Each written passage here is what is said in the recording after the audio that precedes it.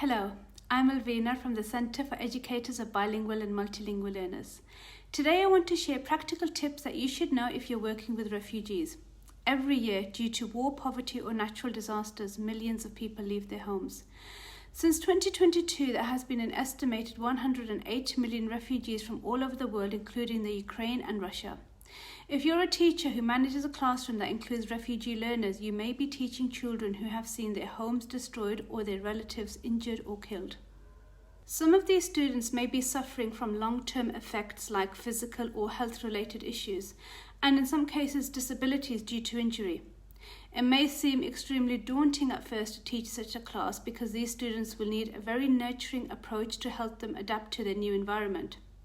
So here are some tips that can alleviate unnecessary stress for refugee students and to build trust over time. Make sure you speak to parents and guardians. This is important in order to fully understand the students' unique experiences when it comes to their social, emotional and learning skills. If necessary, use a translator to be sure that you fully understand the child's situation.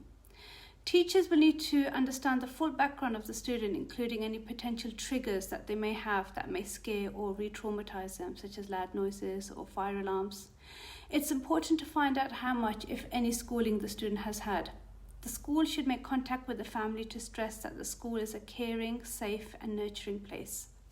Try to buddy up the student with a child from a similar cultural or language background if possible. This can help the student feel an immediate sense of security and build up a sense of belonging over time. If they can relate to someone from the same linguistic or cultural background, they may be more relaxed and better able to understand what is happening around them. Ensure that you choose a child who is sensitive and kind and can help the student work out issues such as where to find the toilet, how to wash their hands, or where to keep their belongings. This can also serve as a buffer for their stress. Provide child-friendly information about the new student to their class, especially if they're likely to need a lot of support from the teachers and other students around them. Perhaps the class can learn how to say hello in the child's home language.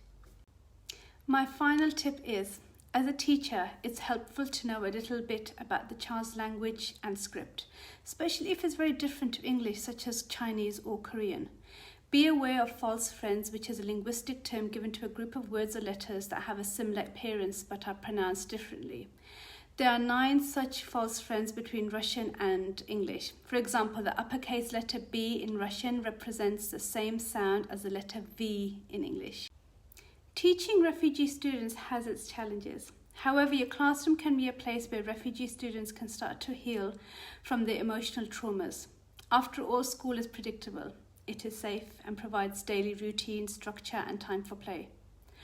Over time, hopefully, the child's positive experiences can start to take over their traumatic ones.